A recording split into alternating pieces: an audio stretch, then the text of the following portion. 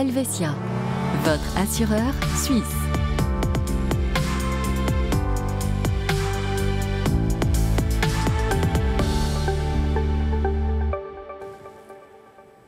Bonsoir, ravi de vous retrouver pour ce nouveau numéro de Conseil d'experts. Vous connaissez forcément l'assurance responsabilité civile, la fameuse ERC. Bien savez-vous qu'elle est tout aussi importante, voire indispensable également pour les entreprises. C'est le point qu'on va évoquer ce soir avec notre expert Nicolas Coeno. Bonsoir Nicolas. Bonsoir. Alors, rappelez-nous peut-être les fondamentaux d'abord justement de la ERC privée.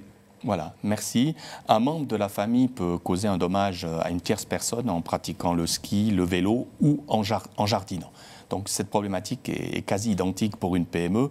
Dans une responsabilité civile privée, nous assurons les membres de la famille, les adultes, deux enfants par exemple. Et dans une entreprise, nous assurons l'entreprise, son activité et ses collaborateurs. Et quels risques, Nicolas, sont couverts dans ce cadre-là ? Principalement les dommages matériels et les dommages corporels causés à des tiers. Et là, ça peut aller très vite, très loin. Voilà. Et alors, c'est vrai que plus particulièrement pour les éventuels dommages corporels, donc que ça soit une start-up, une PME ou une grande entreprise, si un incident devait causer des dommages corporels, les coûts de ce dommage pourraient s'élever à plusieurs centaines de milliers de francs, voire dépasser le million. Oui, ça c'est indépendant de la taille de l'entreprise. Exactement, oui. Par contre, j'imagine quand même, au vu de la diversité du tissu économique, qu'il y a des spécificités d'un groupe d'activités à l'autre.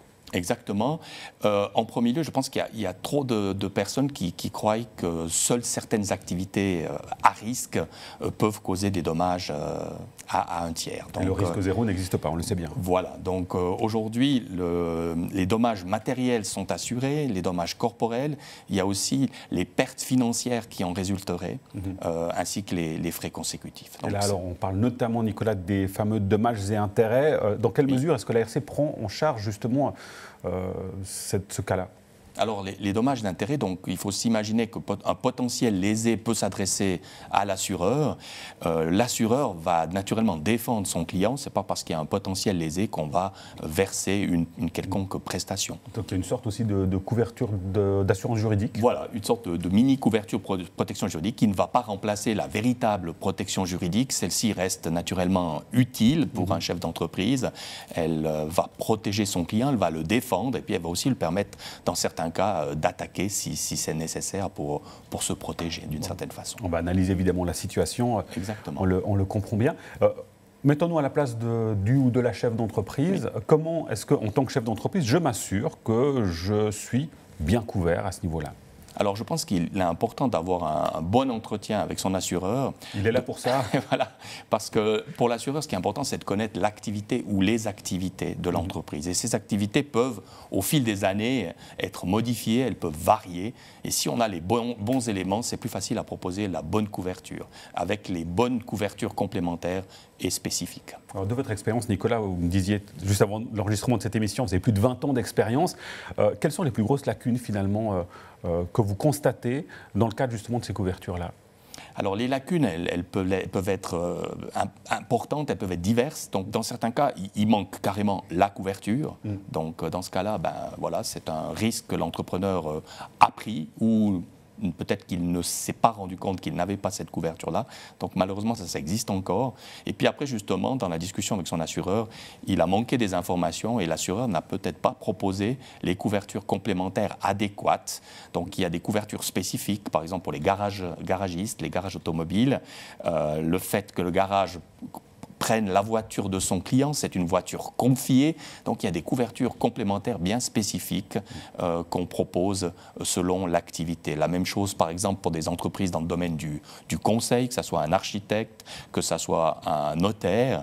S'il y a une erreur dans le conseil qui a été donné au client, le client pourrait se retourner. À ce moment-là, il y a des couvertures qui sont importantes et que l'on propose à chaque activité, à chaque corps de métier. Alors imaginons que je vous ai entendu, j'ai suivi vos conseils, j'ai contracté une assurance RC professionnelle entreprise et heureusement que je l'ai fait parce que voilà, il peut y arriver des pépins en cas de sinistre. Si ça se passe, comment on procède, Nicolas ? Alors si ça se passe, en premier lieu, c'est de contacter le plus rapidement possible son assureur.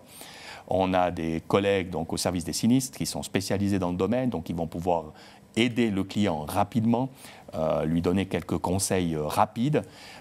C'est l'assureur à ce moment-là qui va peut-être négocier avec la partie adverse. Donc le client, il faut qu'il documente son dossier, puis après qu'il laisse faire son assureur. Chacun son rôle. Voilà, chacun son rôle pour trouver la meilleure solution et puis que voilà, s'il y a eu une faute ou bien pas, de l'assurer. Nicolas Queno, un grand merci pour ces explications concernant donc l'assurance responsabilité civile entreprise et professionnelle. On l'aura bien compris. Message aux dirigeants d'entreprise. Attention, si vous n'êtes pas couvert, vous prenez beaucoup de risques en cas de pépin. Un petit pépin, on l'a bien compris, peut avoir de très grandes conséquences. Merci à vous pour votre fidélité. On se retrouve prochainement pour un nouveau numéro de Conseil d'experts. D'ici là, portez-vous bien. Très bonne suite de programmes sur Canal 9. À très bientôt. Ciao.